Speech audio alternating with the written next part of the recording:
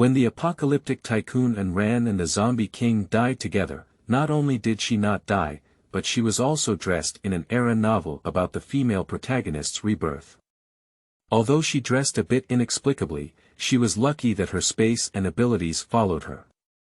Space was in her hands, what was she afraid of? And Ran suddenly felt happy. Isn't it just time travel? She can make a living in the end world, but she's afraid that she won't be able to make a name for herself in this world. However, looking at the thin yet perfectly delicate face in front of her, she couldn't help but be dumbfounded. Occasionally, be a good girl. The person who saved her turned out to be the super cannon fodder male supporting character in the book. And Ran originally intended to quietly leave after recovering from her injury, but when she saw the handsome cannon fodder male supporting character who was both obedient and soft, and even knew how to cook and take care of people. As a kitchen assassin, but a foodie with a cute dog and voice control, and Ran stopped uncontrollably. Forget it, for the tragedy to happen again, she accepted this beautiful young man. Xiaoxiang is a notorious wolf cub from Xiaoxiang Village. He is ruthless and doesn't want to fight at all. Everyone is afraid of him and avoids him. However, the little fairy he rescued from the mountain is not only afraid of him, but also always wants to secretly run away, which makes him have to be on guard. Xiaoxiang looked aggrieved and said, Ran, someone outside said you would abandon me. And Ran gazed at him with gentle eyes and a voice full of indulgence. Well behaved, that's because they envy you. Xiaoxiang's eyes flickered slightly as he pouted and continued to feel aggrieved. Ran, you will be good to me for the rest of your life, won't you? And Ran smiled sweetly and said, this life is only for you.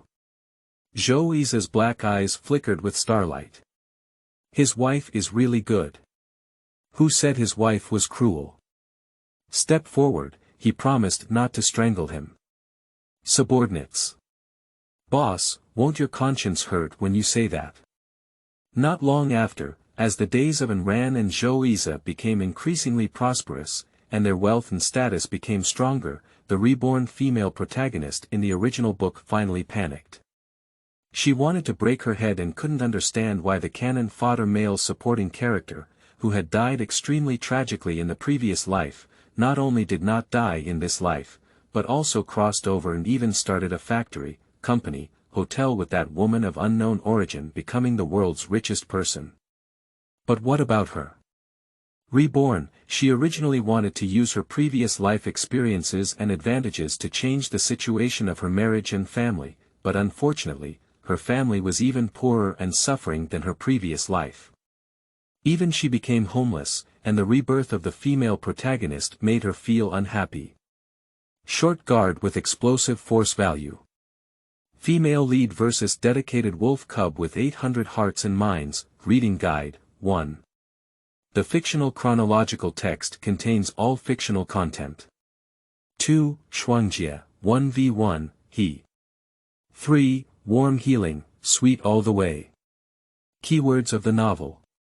Wearing the era, she is taken home by the wolf cub and spoiled without a pop-up window. Wearing the era, she is taken home by the wolf cub and spoiled. Complete collection download. Wearing the era, she is taken home by the wolf cub and spoiled. Latest chapter reading. Chapter 1. Does the toad also match the flower of Xiaoxiang Village? You are listening at novelfull.audio. Chapter 1. Does the toad also match the flower of Xiaoxiang Village? Look, this poor boy has shamelessly gone to the fields to work for my cousin. His family is so poor that he can't afford to start a business. How could he still come to my cousin's side every day? The youngest son of the village branch secretary looked at the wolf cubs in their village with a disdainful and arrogant expression. That's right, I really don't have any self-awareness. Miss Yunxiang is about to get engaged, and her partner is an official in the military. Even you, a fatherless orphan, deserve to be compared to Miss Yunxiang's fiancé. Dogleg 1 squinted his eyes and quickly nodded in agreement, with a mocking expression on his face. I'm definitely not willing to accept it. Sister Yunxiang has warned him several times not to harass her anymore, let alone help her with farm work. However, this person refused to listen and had to keep approaching Sister Yunxiang, which was shameless. Dogleg number 2 looked at the wolf cub in front of him with a sarcastic expression, as if looking at something dirty. Yunxiang gave his mother half a vegetable cake back then, so he relied on Yunxiang. What face does a wild child who was picked up by his mother from a wolf's den have to force Yunxiang, who has studied before, to marry him? Pooh! Even this toad deserves to think of a flower in our village.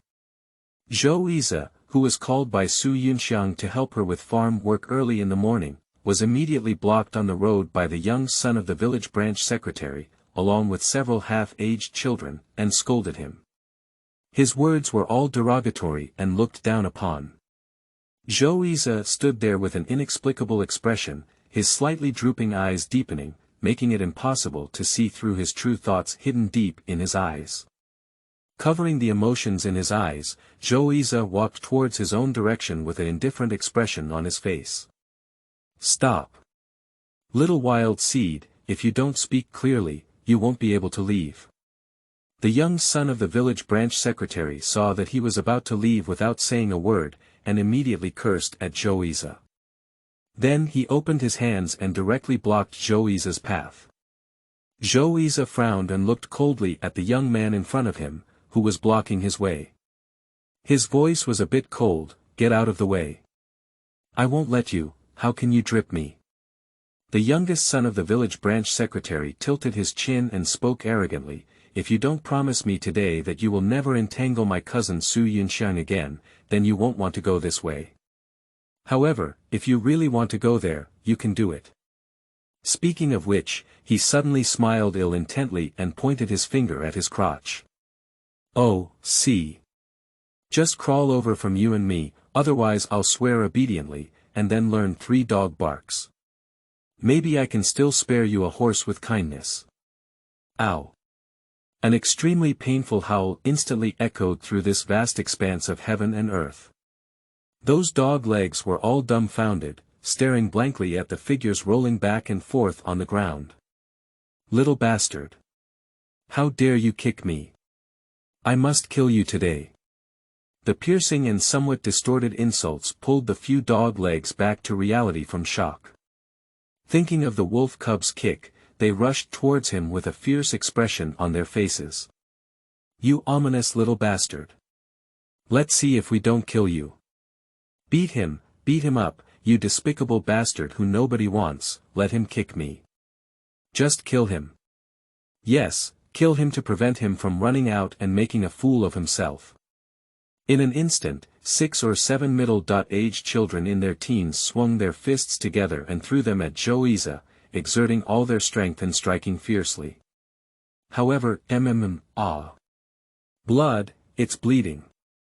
One painful sound after another rang out, and 2 of them had nosebleeds falling violently to the ground.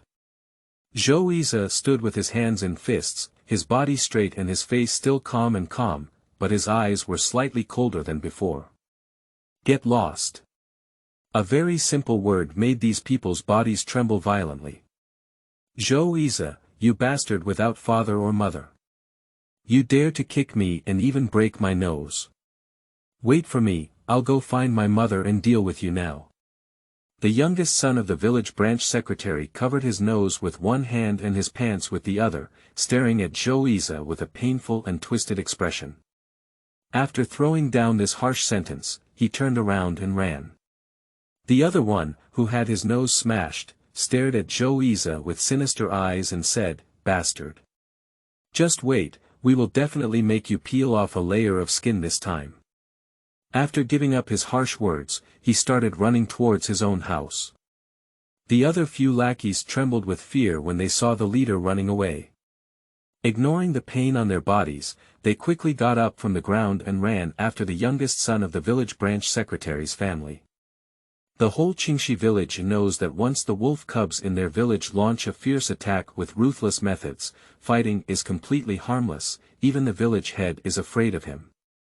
Zhou Yize's face remained unchanged as he released his fists and raised his foot to walk towards home. However, just as he stepped out with his right foot, he suddenly changed direction and walked towards the back mountain of Qingxi village.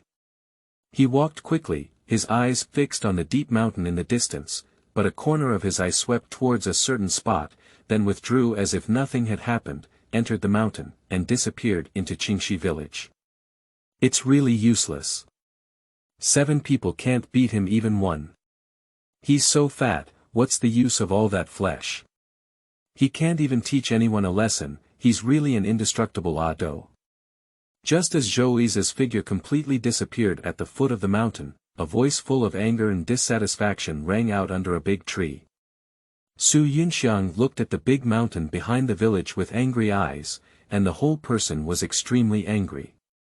She told Su Tianbao in that way that he must give Zhou Yi a profound lesson today, but this person didn't teach him enough and instead he was beaten and bleeding.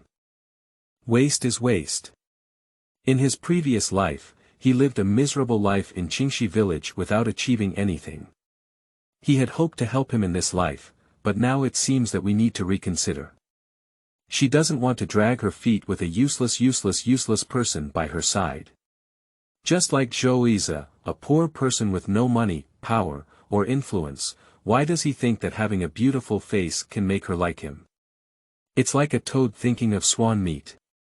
Before pestering her, she doesn't buy a mirror to take a good look at herself and see if she's worthy. She is the daughter of fate favored by the heavens.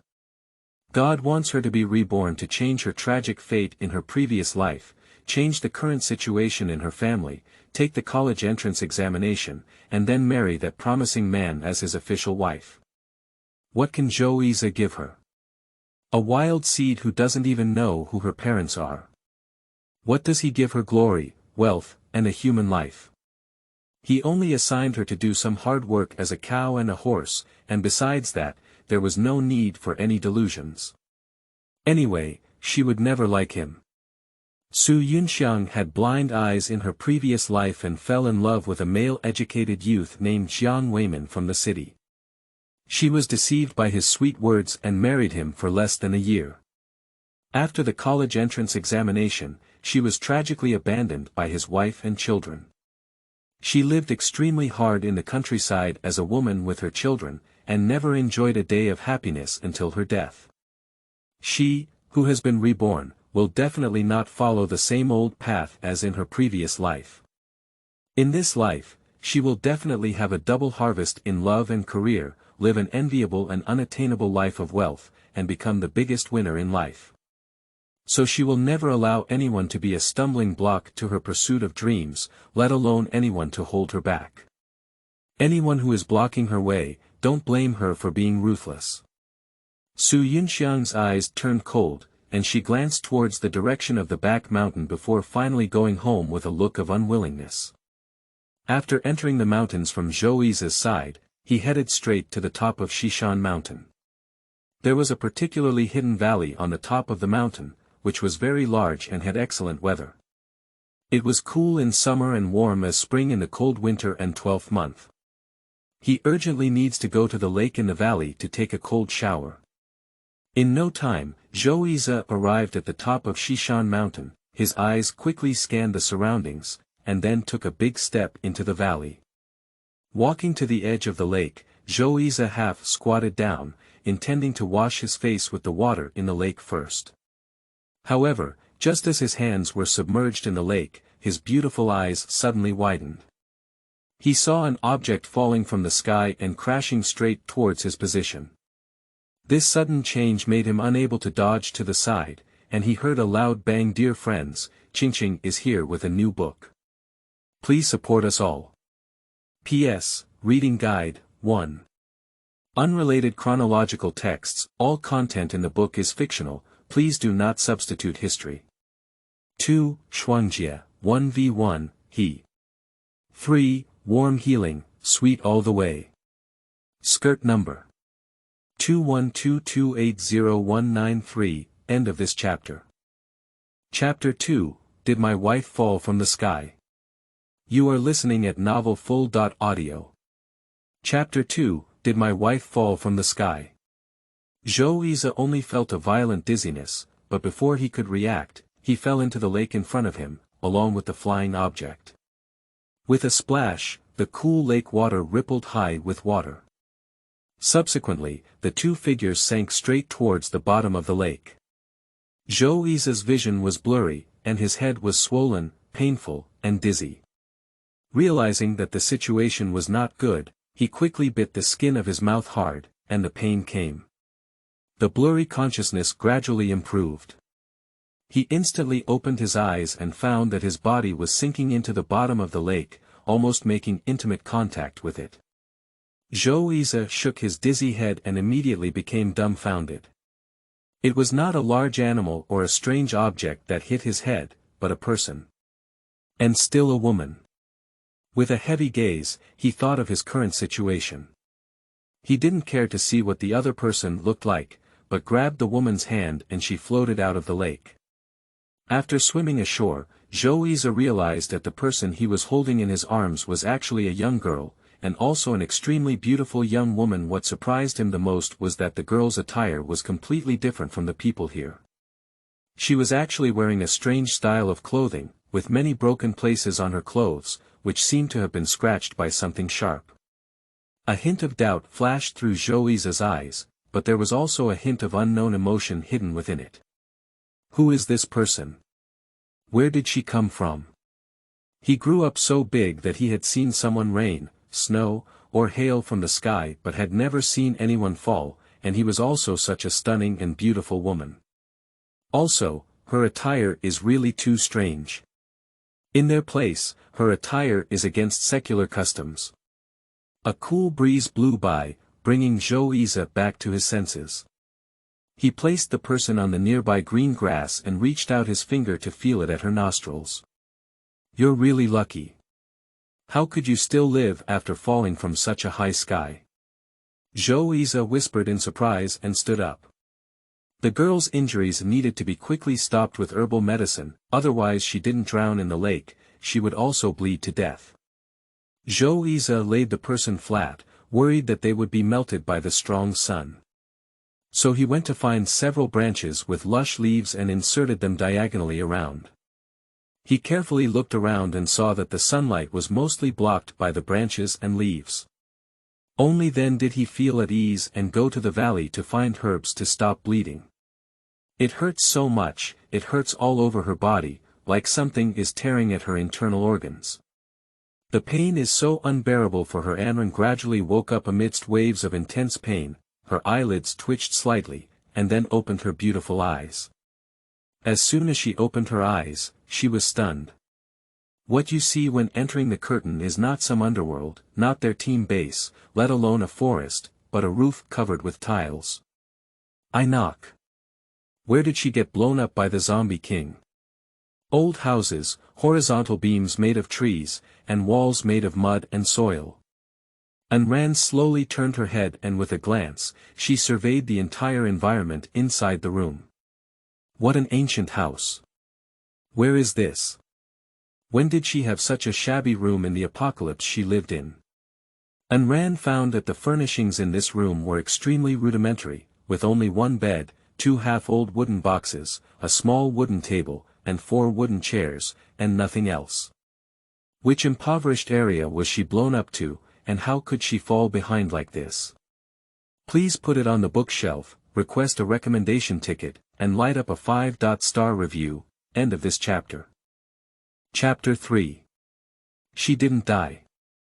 You are listening at novelfull.audio. Chapter 3. She didn't die. Suddenly. Anran's expression paused, and finally discovered something wrong. Did she really not die? What's going on here? When she had weak consciousness before, she felt pain and the sound of words coming from her body. She thought she was dreaming in the underworld, but little did she know it's actually true. Anran felt extremely unbelievable at this moment, with a look full of shock and surprise. There was simply no scientific basis for this, right? In the situation where the zombie king self-destructed, she actually survived safely and soundly. So strong energy and impact, even if she didn't explode to pieces, she would still be killed by the fierce explosive force, completely unrecognizable, unable to assemble a complete body. What about the outcome? But she's still alive. Anren couldn't figure it out. Why is she okay? No arms or legs missing, no head blossoming from being blown out, limbs intact, and the whole person intact. It's really weird. However, she did not expect that there was something even more eerie and magical waiting for her. Anren calmed her emotions and then looked hard at her right wrist. On the inner side of her wrist, the red plum blossom was still as delicate as before. Fortunately, the space was not affected, and she felt that she could finally avoid the physical pain and torment. Using all his weak strength, he was ready to disappear in place, and the result was unexpected occurrence. Suddenly, there was a sound of footsteps coming from the door, and the next second the door was pushed open. The man walked in carrying a medicine bowl. 4 eyes facing each other. Anren's pupils suddenly shrank, and her eyes were shocked. She was a bit dumbfounded.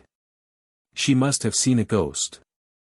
Isn't this teenager the super cannon fodder male supporting character in the era novel where the female lead was reborn, that she dreamt of wearing during her aimless moments? How could he be here? Still Anren instantly widened her stunning and unparalleled eyes, but don't tell her, she was directly blown into that era of literature. You're awake. There was a hint of surprise in Zhou Yi's eyes, and he immediately regained his composure. He looked at the woman who had regained consciousness with a calm expression, picked up the medicine bowl, and stepped to the bedside. Yes, you saved me. Can you tell me where this is? This is the answer that Anren most wants to know at this moment, because she is eager to figure out whether she has put it into that book, and it looks like she is still wearing it. In the apocalypse, she also read various novels, including novels about female protagonists reincarnating with space and soul piercing with systems. Therefore, she now seriously suspects that she has worn them with her own plum blossom space and dual energy abilities. Hearing the words, Zhou Yi's eyes were full of color, and he replied in a deep voice, I saved you in a valley in the deep mountain. You are in my home now, don't you remember? Today is the 4th day of your coma. Our Qingxi village is a certain distance from the commune, and you are all injured and wearing very strange clothes. Moreover, I am a gay man. If I hold you out, it will definitely cause people outside to doubt me. Therefore, I have someone buy some herbs to use for you. First Luo couldn't help but add, I was thinking that if you haven't woken up after today, I'll have to take you to the town hospital to find a doctor. Anren's heart was already so frightened that she couldn't speak. Sure enough, as she had expected, although she was not killed by the power of the zombie king, she was blown into the early 1970s by the fierce explosive force hundreds of years ago. What kind of dog poop luck does this have to go through? Unexpectedly, she was thrown back to the early days of the founding of the country due to a duel in the apocalypse hundreds of years later. Is this too bullshit? Spanning nearly 800 years, she would rather believe that she is in the underworld than believe in this mythical and bizarre story. Coincidentally, her life-saving benefactor was none other than the cannon fodder male supporting character from that era of literature. End of this chapter. Chapter 4. Sister Ran has nothing to love, because she is wearing it. You are listening at novelfull.audio. Chapter 4. Sister Ran has nothing to love, because she is wearing it. Anren closed her eyes helplessly, then reopened them and asked, Can you tell me where Qingxi village is? She thinks she might be able to save herself. Although Zhou Yi didn't show much on the surface when she heard these words, layers of ripples had already stirred up in her heart. She didn't know where Qingxi village was, so where did she fly from to the deep mountains above Qingxi village? Qingxi village is a village below Yu County in Yangshi. Zhou Yi quickly concealed the anomaly in his eyes, still maintaining a calm attitude on his face. Barbecue. She really didn't even have the possibility of any rescue left for her. Anren took a breath and nodded, I know, thank you. Speaking of gratitude, she suddenly realized that she hadn't thanked the other person yet. So she looked at him and sincerely said, thank you for saving me."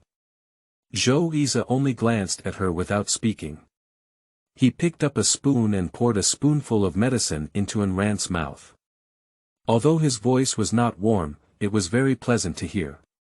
"Drink the medicine. I have put a few pieces of ginseng inside, which can replenish the blood lost in your body." Anran's body instinctively stiffened. When she was in the apocalypse, there were many men who admired and secretly loved her, but when she grew up to 19 years old, she never moved her heart or fell in love, so naturally she was not taken care of by men. But now in this world, she is being drugged, and Ran has a very stubborn personality. Unlike other strong women in the apocalypse, due to her strong strength, the speed of changing men is like changing clothes, changing every day. She just wants to find a lover who is compatible with her soul, has a common language, and can also cook various delicacies, with good looks and a pleasant voice. Otherwise, she would rather be alone for the rest of her life than settle for it, and even less want to compromise herself. Just as Anran's body stiffened as she reminisced about the end of the world, a magnetic voice came to her ears. "Don't worry, I'm just feeding you medicine. The injury on your body is too serious, and you just woke up. Give you the bowl, and you don't have the strength to carry it." Zhou Yize's tone was very natural, and the expression on his face was also so indifferent. Anran listened to the young man's words and couldn't help but lightly tug at the corner of her lips, thinking to herself, "Actually, you don't need to explain, after all, I didn't think too much, but..." It has to be said that this young man's voice is extremely magnetic and particularly pleasing to the ear, like that pure and strong wine that is very tempting. Moreover, she found that the young man's appearance was even more refined and noble than what she had seen in her dream. He stood tall by the bed, focused on feeding her medicine. Visually, he is at least 1.86 meters tall, with clear facial lines, full and thin lips slightly pursed, and his eyes lowered. His freshly washed ink hair, with a hint of bangs swaying between his picturesque eyebrows and eyes, adds a touch of nobility to his perfect and exquisite handsome appearance. Anran's gaze was only for 2 seconds before suddenly realizing that the other party was staring at her. Anran then realized that the young sword eyebrows and stars were very beautiful, and his pupils were black and deep, like those bottomless abyss that could silently suck people in. Even though his eyes were sharp and indifferent at this moment, there was still a stunning feeling that made people's hearts race at the first glance. Anran quickly calmed down her pounding heart and couldn't help but wonder why the reborn female lead would rather choose the male lead who was not as good as the cannon fodder male lead than be with the male lead, since this man had a super beautiful and prosperous appearance. End of this chapter. Chapter 5. Doubts. You are listening at novelfull.audio. Chapter 5. Doubts. Is it because the cannon fodder male lead has no mother or father, is an orphan with no power or background, and he also has the reputation of being a wolf cub, thinking that he is too cruel and there is a possibility of losing his life if he marries him at any time? That's why the reborn female lead had to choose the male lead. Just when Anran was confused, a man's mellow voice sounded in his ear again. "Well, you should lie down in the room first, and I'll make you a bowl of congee. You can't eat anything greasy just after you wake up, and congee is good for your health." Zhou Yize patiently finished talking with her, and then before Anran could speak, he took the medicine bowl and walked out of the room in 3 or 2 steps and went into the kitchen to cook porridge. In fact, even Zhou Yize himself couldn't figure out why he took such care of this woman of unknown origin. He seemed to become very patient with her for no apparent reason, and even didn't want to be discovered by outsiders. After all, her origin is unknown. After rescuing her on the same day and taking her home to settle down, he carefully observed and found that the girl's injury was very strange, not like a knife wound or a sharp weapon, because ordinary herbs have no effect on these wounds, only using expensive and aged herbs can make some progress. And it was also at that time that he truly saw the other person's face clearly. Zhou Yize was very surprised. He didn't expect this woman who fell from the sky to look so beautiful. Although her fair face was injured, it still couldn't conceal her stunning features. What actually puzzled him the most was that although the woman's hands were very white and delicate, her palms and knuckles did not look like they should be for an ordinary woman, nor did they look like they were for long-term agricultural work. This made Zhou Yize even more suspicious, as a beautiful young woman, resembling a character in a painting, fell from the sky without warning. No, more precisely, it should have been smashed down. Because she was staring straight at his head, if it weren't for his great fortune, she might have hit him on the spot to see the Yen Prince, right? Then comes her attire and wounds. In summary, this woman exudes strangeness everywhere. Inside, Ran lay on the rudimentary hard bed. As soon as Zhou Yize walked out of the room, she tried to use her spiritual power. In the apocalypse, she had just turned 3 when she awakened the 2 great powers of spiritual and wooden. Over the years, she has relied on her powerful spiritual power, wooden abilities, and the plum blossom space they were born with to maintain her position as the dominant figure in the afterlife, and to become a female leader in a base at a young age. Unfortunately, when she chooses to die with the Zombie King, both settling down and expanding her base will become a thing of the past, and her famous female hegemonic title will also be replaced by others. But Ran did not regret it. If sacrificing her alone could save the entire team and millions of people in the base, then she was willing. It's just a pity that she won't be able to go back to the end of the world, nor will she be able to see the tribe who settled down and the comrades who fought with her for many years in the base. As soon as she thought of this, Ran's eyes couldn't help but look dim. Quickly adjusting her emotions, Ran began to use her wooden abilities to heal her injuries. There was no way to enter the space at the moment, so she had to use her wooden abilities to heal her injuries first, and she couldn't cure them all at once. She had to take her time and heal a little at a time to avoid arousing suspicion from that person. In her dream, she found that Zhou Yize's observation and thinking abilities were very strong. If she was not careful and cautious, she would definitely be exposed by him, even his entire background. As for her origin, it must be impossible to conceal. After all, according to what Zhou Yize said, she suddenly fell from the sky and coincidentally fell directly into the lake where he was standing. Since he saved her, his mind probably had already guessed at the moment he saved her. Thinking of Zhou Yize's identity and his terrifying judgment, Ran couldn't help but sigh low. Forget it for now. Since heaven has brought her into this world, there must be a purpose behind it. Anyway, we can't go back to the end of the world. Let's stay in Qingxi village for now and make plans after her injury recovers. Ran used her woody ability to swim throughout her body, and the strands of green fluorescence swayed and repaired the internal injuries and internal organs in her body.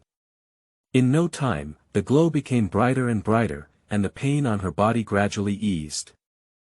Control your strength and use your abilities to gradually repair her injuries, while also thinking of ways to deal with Zhou Yize in your mind. He didn't ask before, but that doesn't mean he hasn't asked, so she must think carefully about how to explain where she comes from and why she came to this place. After a simple repair of the injury, Ran didn't continue. She put away her powers and slightly moved her body, and the pain improved significantly. She let out a deep breath, and before opening her eyes, footsteps could be heard outside the door. The congee is ready. Zhou Yize came into the room with a bowl of vegetables congee, and looked at the girl who was still lying on the bed and could not move, his eyes involuntarily filled with a little temperature.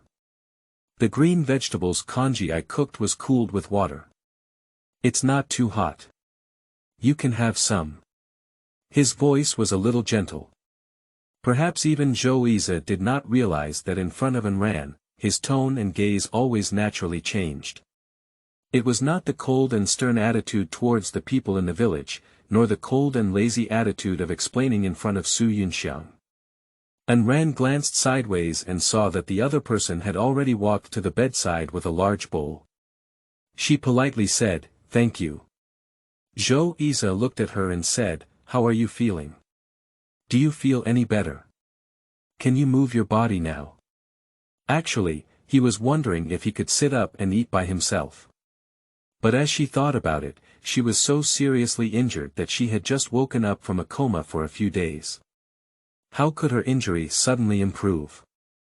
Putting the bowl aside, before Ayn Rand could speak, she was picked up by the young man in front of her and leaned against the bedside. They also thoughtfully placed a relatively soft pillow on her back, and covered her with an old patched sheet. However, although the sheet was quite old, the patches on it were sewn beautifully. Is this sewn by a handsome boy himself?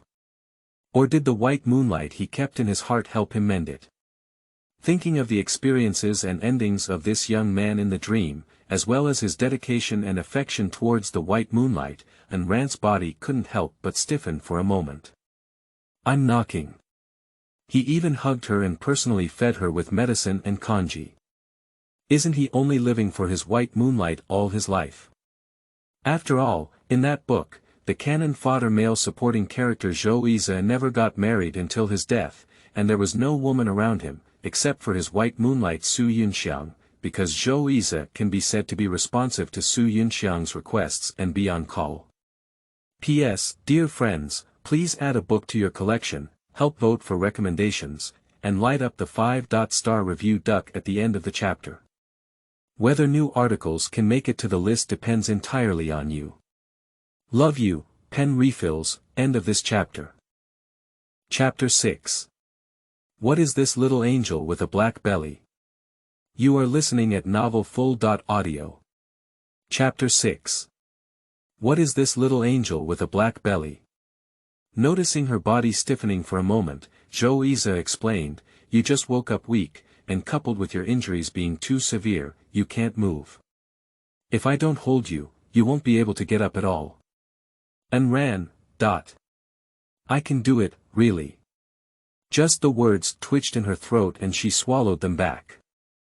She is now in a completely unfamiliar world, unfamiliar with everything here, and also injured.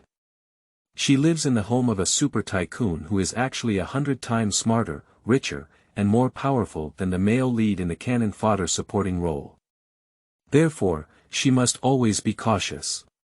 Calmly drank the congee that the other party had fed him, not to mention that although the world was just in the early days of the founding of the People's Republic of China, the original rice was much better than the food in the last world.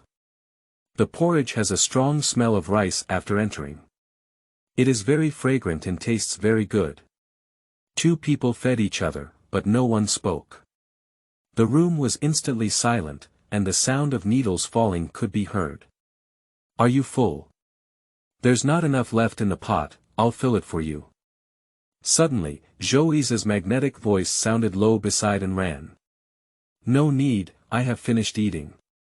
Ayn Rand instinctively raised her eyes, and in an instant, their eyes met. The brief gaze seemed like something was breathing in her heart.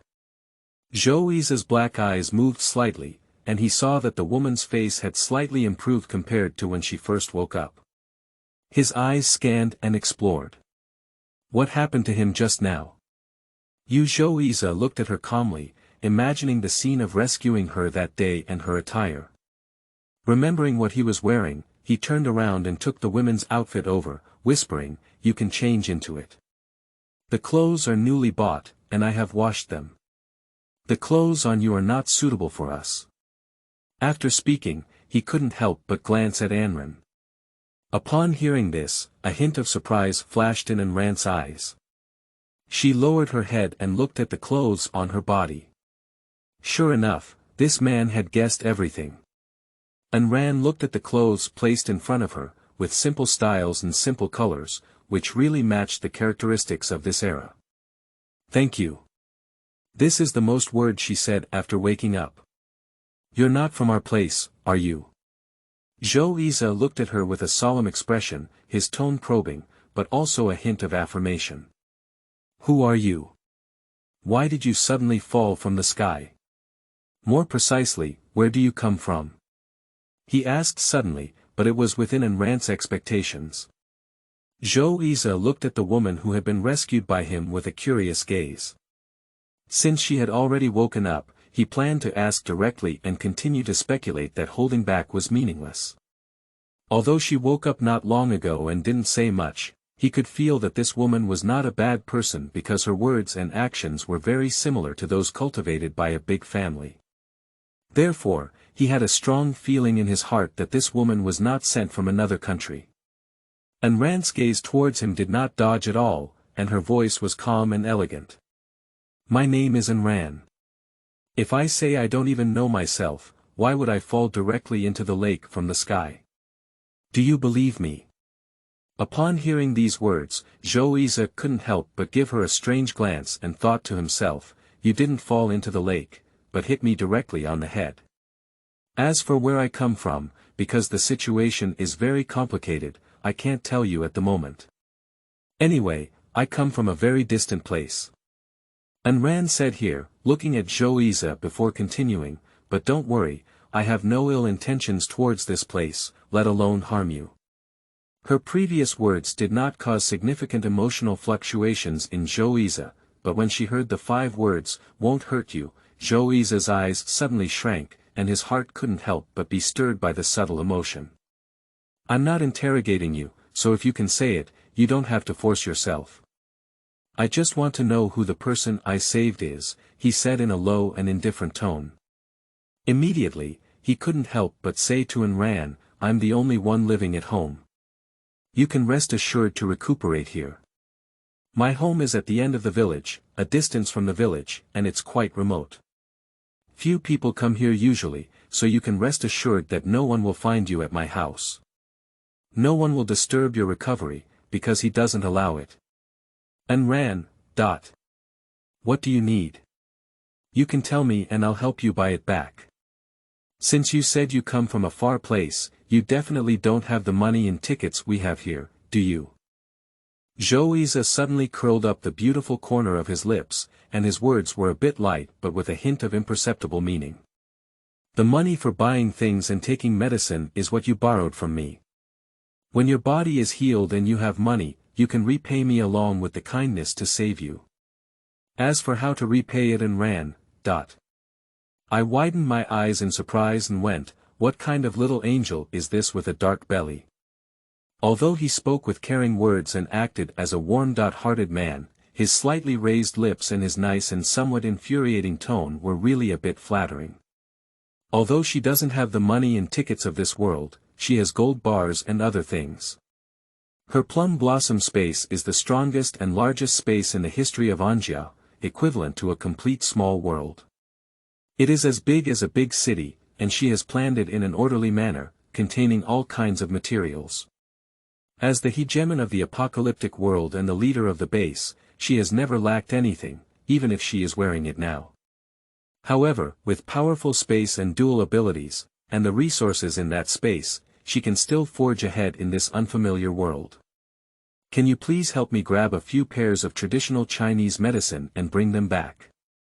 If you have them in the mountains here, you can help me find some and bring them back. You can count the money, and I will find a way to return them to you as soon as my injury is healed, he said with a smile. Are you a doctor? Xiaoxiang was surprised for a moment, not expecting that the woman he saved would actually have medical skills. Ayn Rand smiled and nodded, yes, my family is a family of traditional Chinese medicine.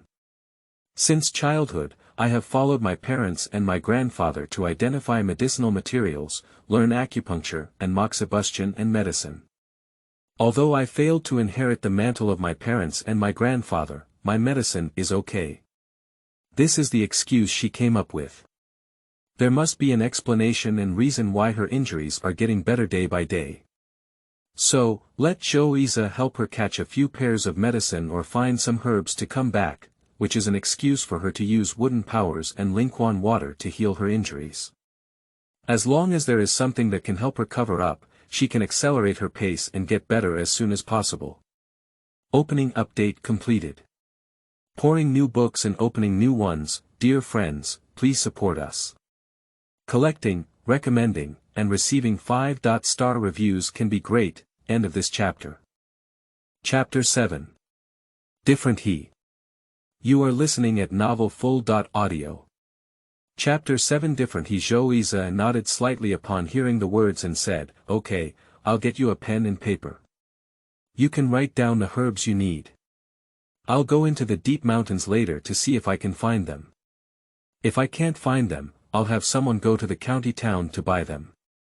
After speaking, he walked to the place where the cabinet was placed and took out an old notebook and a pen from the cabinet.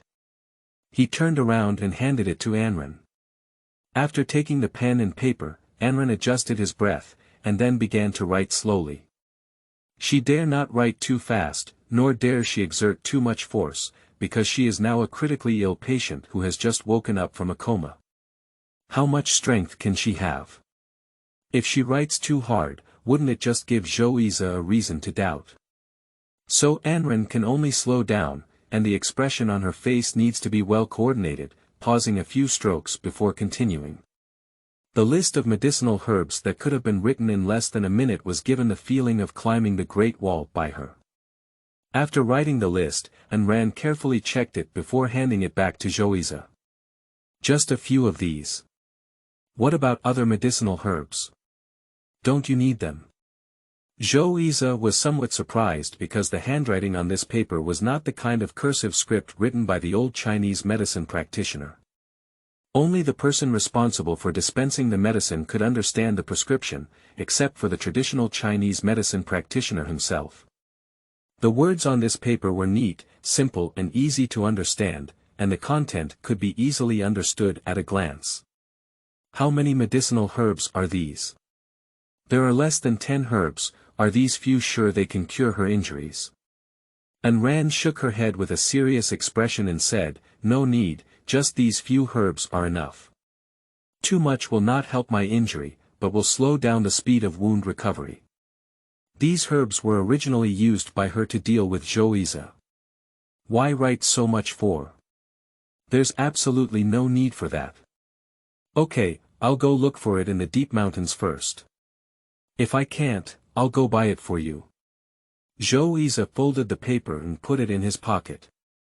He reached out and laid down and ran, glanced at her, and then asked in a low voice, do you have anything else I need to do? I have to go into the mountains right away, otherwise it won't be easy to find medicinal herbs. There's no one at home, what should you do alone? When saying this, Xiaoxiang's earlobes unconsciously turned red, and the temperature suddenly became terrifyingly high. He quickly turned to look outside the door, completely afraid to look at Anran's eyes. He found that his heart suddenly beat so fast, with each beat becoming stronger, as if something was about to break out of his body, causing his mood to be chaotic. Anran suddenly froze. As the temperature on his face involuntarily increased, a peach blossom-like blush appeared on his fair cheeks at some point. At first, she had not yet realized what this person meant by saying half pauses and half pauses. But when she saw Xiaoxiang's earlobes suddenly turn red inexplicably, combined with the tone of his speech, it was only then that Anran realized what he had said. The room suddenly quieted down. At this moment, although Anran's face seemed relatively normal, mainly because the injury on her face was a cover for her embarrassment, so she couldn't see any reaction, but in reality, her heart was already rolling wildly. She felt that she might as well just hit and die. Really, from the downfall of a hegemon to the step where even the third urgency requires someone to ask if they need to be carried, is there anything worse than her? Despite feeling a bit embarrassed inside, she still shook her head calmly and said, no need, I feel a bit sleepy and want to take a nap. Then rest well in the house, I'll go to the mountains and come back soon. Xiaoxiang had already adjusted his emotions, looking at Anran with a hint of embarrassment and other emotions in his eyes. When I leave, I'll lock the door to the house and the yard. You're alone at home, no matter who knocks on the door, don't respond. There are many malicious people in this village. Anran nodded lightly and said, okay, I understand. She knew that Xiaoxiang was reminding herself that not asking about her background did not mean that others did not ask. Perhaps those outside would treat her as someone sent by another country and arrest her, torture her severely. His heart couldn't help but be touched by his meticulousness. Anran realized that although she had only been with the man in front of her for a short while and didn't know anything about each other, the Xiaoxiang she saw was completely different from the one in the book. At least he didn't show that extremely cold gaze in front of her, nor did he refuse to save him. His words and actions, including his heart, are warm. He is not as heartless and unjust as the people in this village in the book scold him. He has a heart and emotions, and his eyes also have warmth. He can laugh and care about people, and he is not the ruthless means described in the book. He is a demon who kills without blinking when he launches a fierce attack. Why do people outside harbor such great hostility towards him, even though he is so gentle and kind? Can it be said that in the eyes of those people, because Xiaoxiang was brought back from the wolf's den by his foster mother, he should be verbally humiliated and treated differently by them? It seems that even in the early 1970s of the founding of the People's Republic of China, the term evil hearts was vividly reflected in the people. I'm leaving, you should take a nap first. I'll come back as soon as possible. If there's anything I can do, I'll come back and help you. Xiaoxiang finished speaking and then picked up the empty bowl and went out. He quickly cleaned the bowl and put it in the cabinet, then went to another room to take out 2 locks and self-defense knives, locked the door of the room and courtyard, and turned around to walk into the mountain. On Anren's side, after she confirmed that Xiaoxiang had entered the back mountain, she opened her eyes and quickly looked around. She then flashed into the plum blossom space with that set of clothes that matched the era. She urgently needs to soak in the medicinal spring pool for a while now. Of course, before going to the medicine spring pool, she had to go to the restroom. Previously, Xiaoxiang didn't ask if it was okay, but when he asked, Anren suddenly felt anxious. The plum blossom space is as warm as spring all year round, with excellent air quality. Additionally, it also has a fresh keeping function, ensuring that nothing gets bad no matter how long it is stored. Even if hot food is stored for a long time and taken out for consumption, it still looks steaming hot. Anren immersed her whole body in a medicinal spring pool, which has many effects such as strengthening the body, beauty, repairing dark wounds, and prolonging life.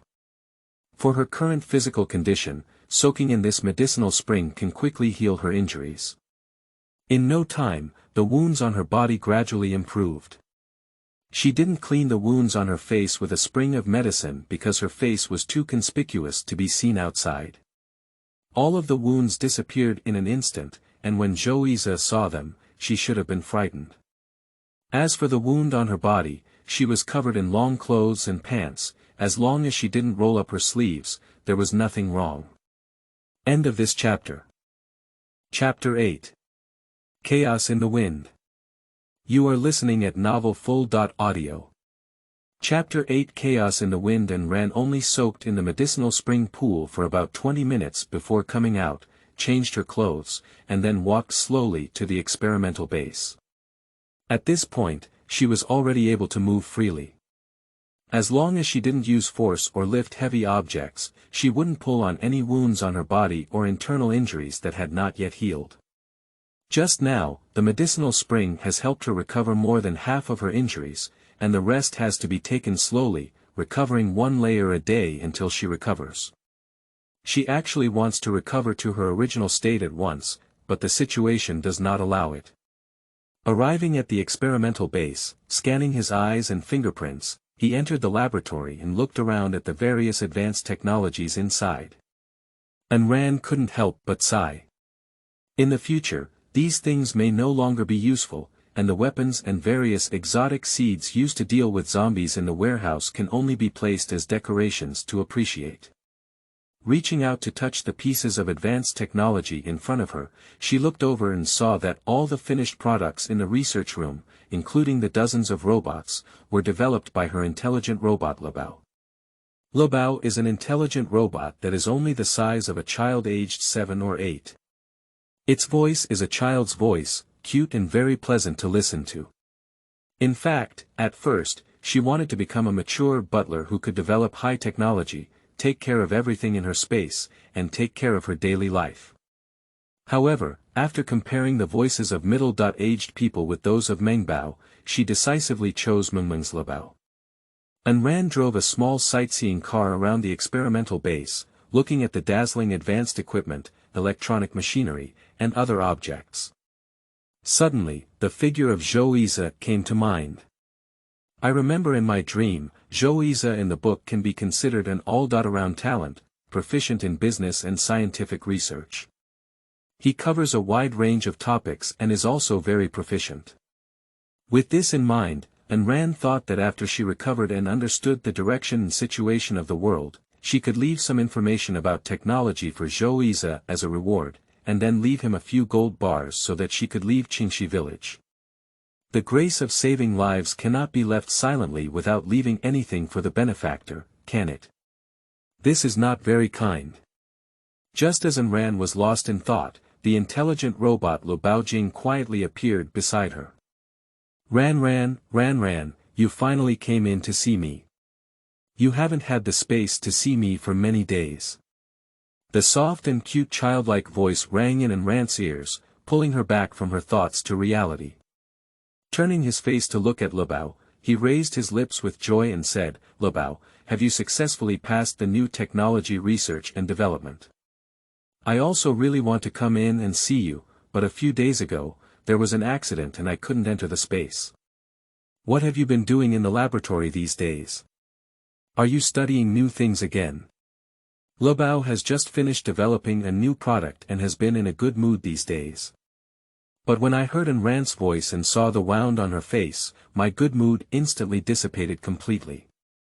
He looked at Ayn Rand in great surprise and said, Ran, you. How could you be so seriously injured? Who hurt you like this? In his memory, his homeowner Ayn Rand had never suffered such a serious injury before. Lu Bao quickly flashed his eyes and activated the function detection. When he detected Ayn Rand's physical condition, he couldn't help but feel confused and said, Ran, what have you encountered these days? Why has your body become so bad? It's a long story. At that time, I chose to die with the zombie king. Although my body was seriously injured, I was unharmed and even miraculously traveled through time. Until now, she still couldn't understand why she was dressed in another time and space that was hundreds of years apart. Ha! Lu Bao was completely dumbfounded. Are you saying that you are no longer in the apocalypse? But that's not right. Didn't the novels you used to read all about female or male protagonists being reborn after death, or soul-piercing? Why are you wearing them directly? I also really want to know, but unfortunately, I can't figure out what's going on. Ayn Rand spread out her hand with a helpless look in her eyes. In short, I am now living in a village called Z Country in the 1970s, when the country was not yet established. After pondering for a while, Ayn Rand recounted her experiences of the past few days to Lu Bao. Having always exceeded common sense and intelligence, the intelligent robot Lu Bao with a plethora of programs froze in place, with a face full of confusion and shock. Dumbfounded, he asked, so, you brought space and abilities to the early days of the founding of the country, and it's still a world from an era novel. The most crucial thing is that the female protagonist in this book is actually a rebirth. Well, yes, Ayn Rand nodded slightly. I remember a period of time when I received a batch of old supplies into the space. Can you help me search and prepare some essential items that meet the needs of this era, such as clothes, shoes, socks, etc.? Okay, Lu Bao quickly snapped back to his senses. So, Ran, what are your plans next? The era you are currently in is too far away from the end of our lives, and it may be very difficult to investigate historical data. It's okay, it doesn't matter whether the information is adjusted or not. For now, I'll take care of my body and decide where to settle down in the future.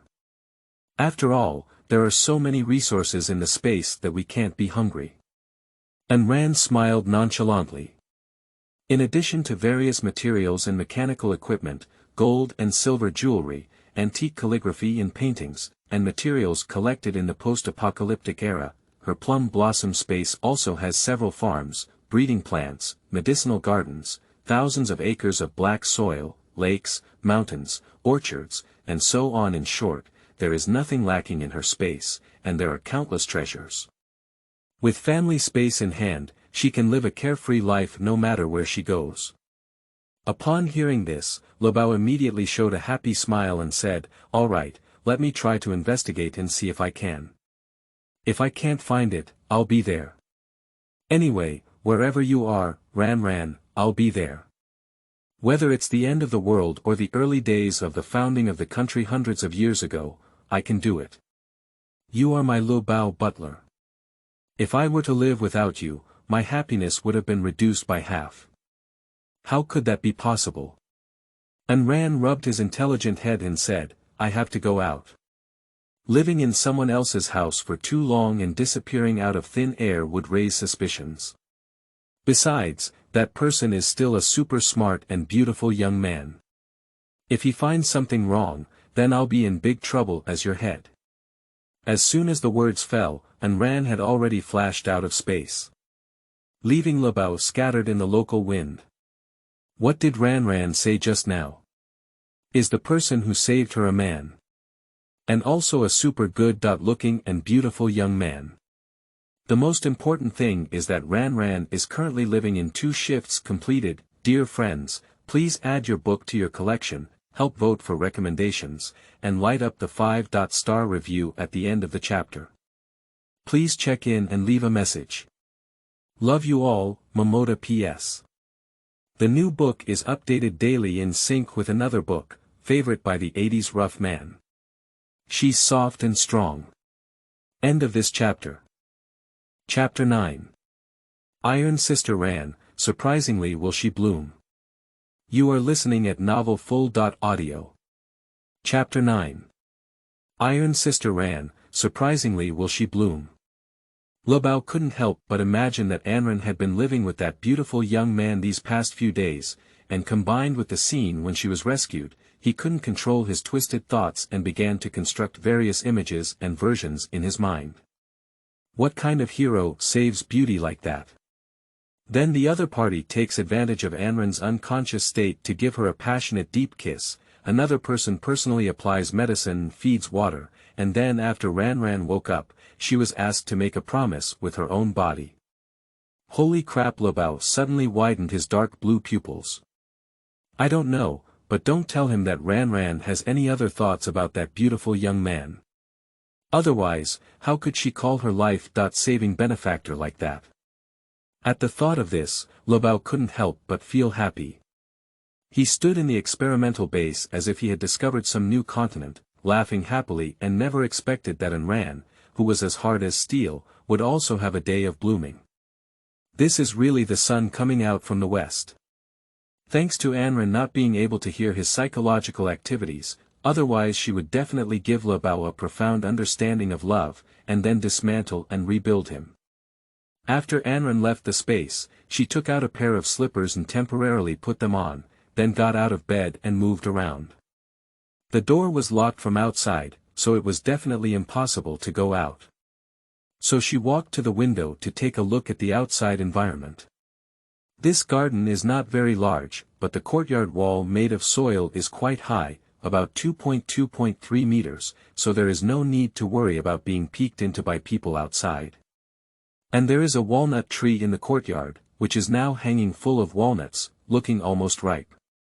There is also an older fruit tree with some small green fruits growing on it, which are too small to see what kind of fruit it is for the time being. In addition, there is the grape tree on the left side that is climbing on the edge of the courtyard wall, with clusters of green grapes hanging on the branches and growing well. Looking at the grapes in the yard, Anran's mind immediately thought of wine. The wine made from this pure and natural grape, combined with the spiritual spring water in her space, must be particularly delicious. Unfortunately, this is Zhoui's grape tree and she does not have the power to make decisions. Moreover, it seems to be mentioned in that novel that every year when the fruits in Zhoui's yard reach maturity, they are all taken away by his white moonlight under various pretexts, and there is really nothing left. Moreover, the other party takes them for granted, even confidently, without any feeling inappropriate or embarrassed.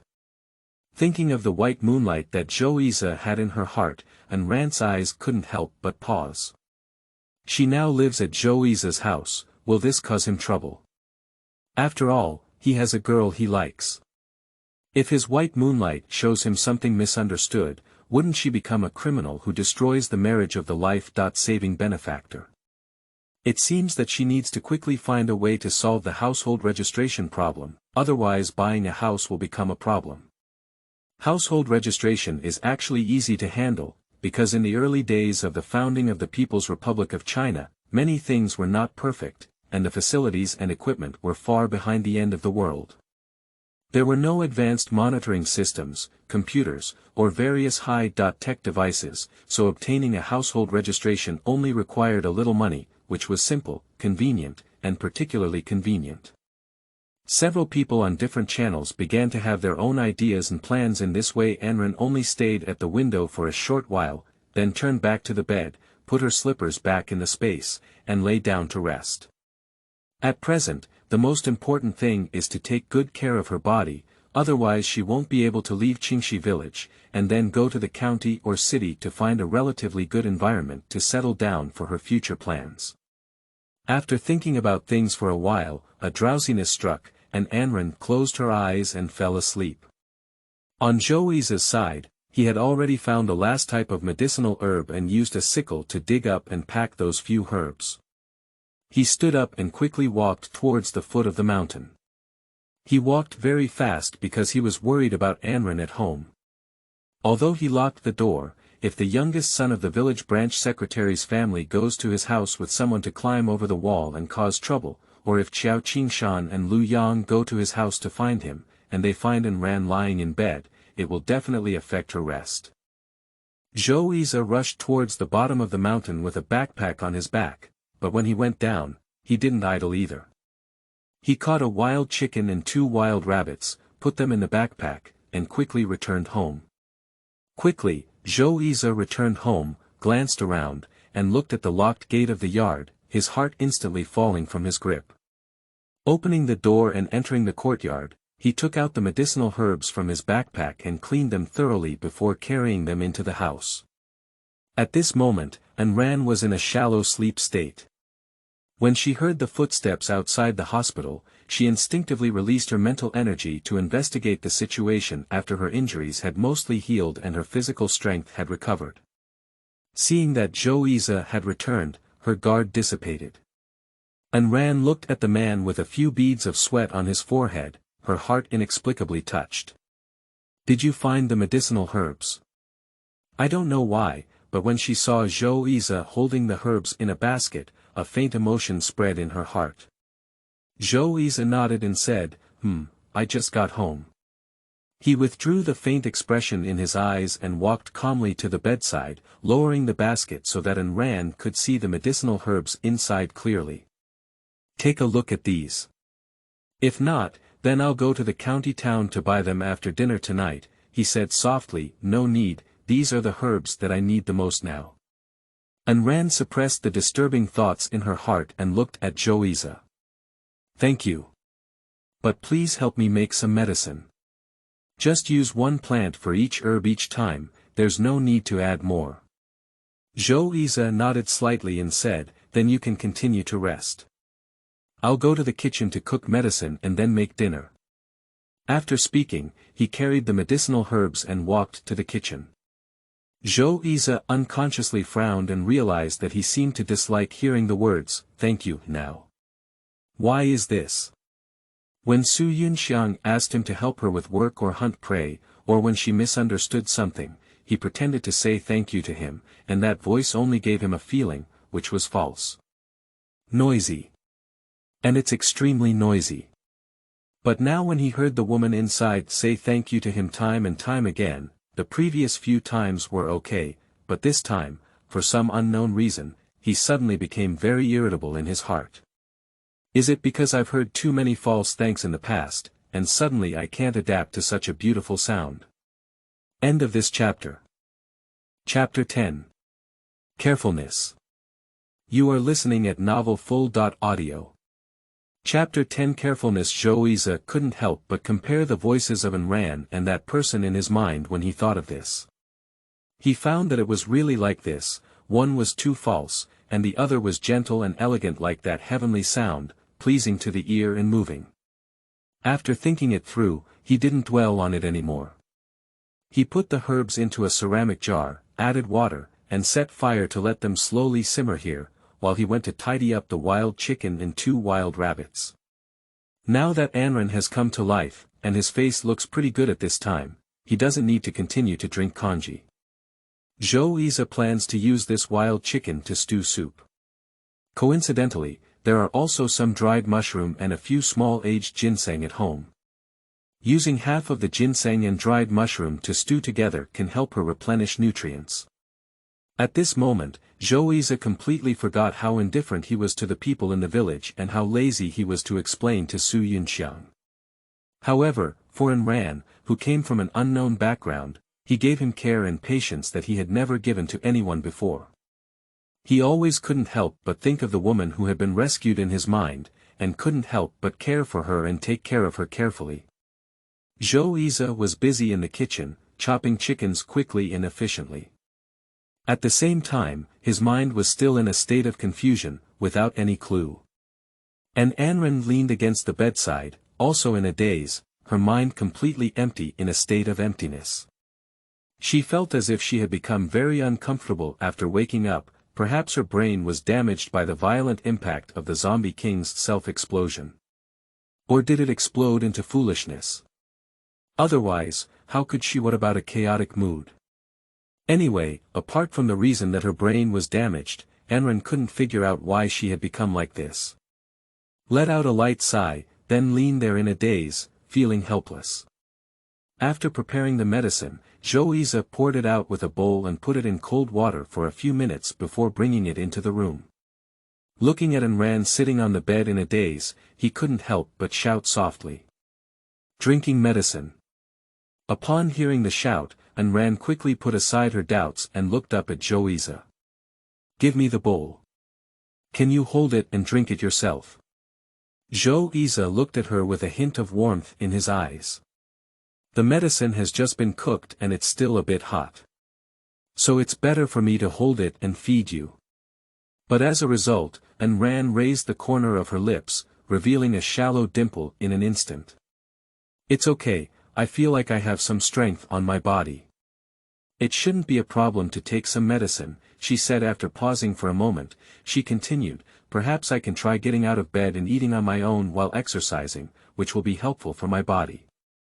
She smiled and talked nonsense, but her sharp-eyed Zhou didn't notice anything unusual on her face. "Are you sure you can?" Zhou frowned subconsciously and strongly disagreed with her idea. "You just woke up today.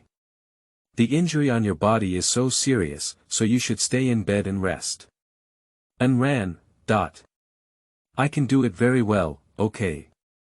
It's okay, I really feel that the wound is not as painful as before, it doesn't affect my getting out of bed." After speaking, Anran lifted the sheets and wanted to get out of bed to prove to him, but when she saw that there was nothing by the bed, she couldn't help but be stunned. How did she forget that there were no shoes for her to wear in this room? She had already put those slippers back into the space, so blinking his eyes, he then looked up at Zhou as if nothing had happened. In Anran's dictionary, as long as she doesn't feel embarrassed, it's always someone else who feels embarrassed. Zhou also noticed the reason why Anran was looking at him and lightly tugged her thin lips.